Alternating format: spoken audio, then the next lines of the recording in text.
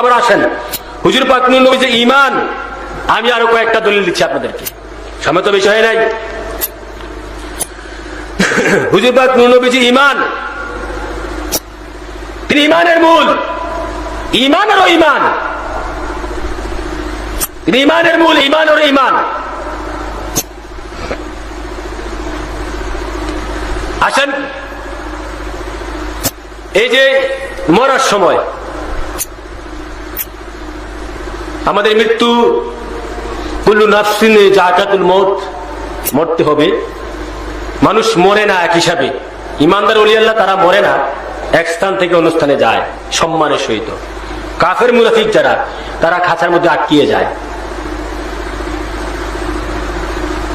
আপনারা আপনাদের এলাকা বিভিন্ন জায়গায়, বাংলাদেশ বিশ্বময় সব জায়গায় যারা মুসলিম সমাজ, যারা হক্কানি সত্যপথ আছে, তারা দোয়া করে, রাব্বুল আলামিন মৃত্যুর সময় তুমি তোমার দুস্থ আখিরি নবী আমাদের জান আতাই মাওলা তাজদারে মদিনা সাইয়েদনা মুহাম্মদ মুস্তাফা আহমদ মুস্তাফাকে দেখাইয়া দেখাইয়া আমাদের মৃত্যু স্বাদ গ্রহণ করাইও। অনেকেই দোয়া, আমাদের ওলি আল্লাহ, আমাদের পূর্বপুরুষ যারা ছিল, আকাবির ওলি আল্লাহ যারা ছিল, হক্কানি ওলি আল্লাহ, তারা এই দোয়া করেছে, আমি শুনেছি, কেতাবও পেয়েছি। দেখেন বাবারা, হুজুর পাক নূর নবীকে জীবনে দেখেন নাই, 60 বছর 80 বছর জীবিত ছিলেন। মৃত্যুর সময় যদি আপনি নবীজির ইমানদার হন, আপনার ভিতরে নবীর নূর থাকে, প্রেম থাকে, মৃত্যুর সময় যদি হুজুর পাক নূর নবীজি আপনার সামনে এসে দাঁড়ায়, মৃত্যু যন্ত্রণা তো দূর হয়ে যায়, আপনি বেহেশতের সার্টিফিকেট পেয়ে গেলেন। কি বেহেশতের সার্টিফিকেট? দুজক হারাম হইয়া গেল, জীবনের গুনাহ মাফ হইয়া গেল। তাহলে এই মুক্তি কে দিল? মৃত্যুর সময় কি আপনার সামনে আল্লাহ আইব? এই আল্লাহ আসবে। কোন আল্লাহ? শয়তান আইয়া কইব তখন, আমারই কয় খোদা। শয়তান আল্লাহর সুরত করার চেষ্টা করব, আসতেছি পরবর্তীতে। আমার হুজুর পাক নূর নবীজি যখন মৃত্যুর সময় আমার আপনার সামনে থাকবে, রে বাবা,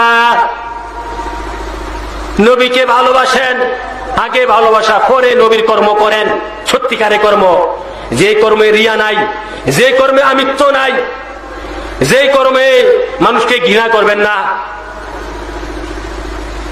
এমন সালাত পড়বেন না এই সালাত পড়ে আরেকজনকে ঘৃণা করবেন। বাবারা আমার, নবী দুজন যদি সামনে থাকে, ইন্তেকালের সময়, মরার সময় আপনি বেহেশতের সার্টিফিকেট পেয়ে গেলেন, মৃত্যুর যন্ত্রণা দূরে সরে গেল, দুজক হারাম হয়ে গেল, হ্যাঁ, জীবনের গুনাহ নেক হইয়া গেল। এবার বুঝেন আসলে ঈমানের মূল কে?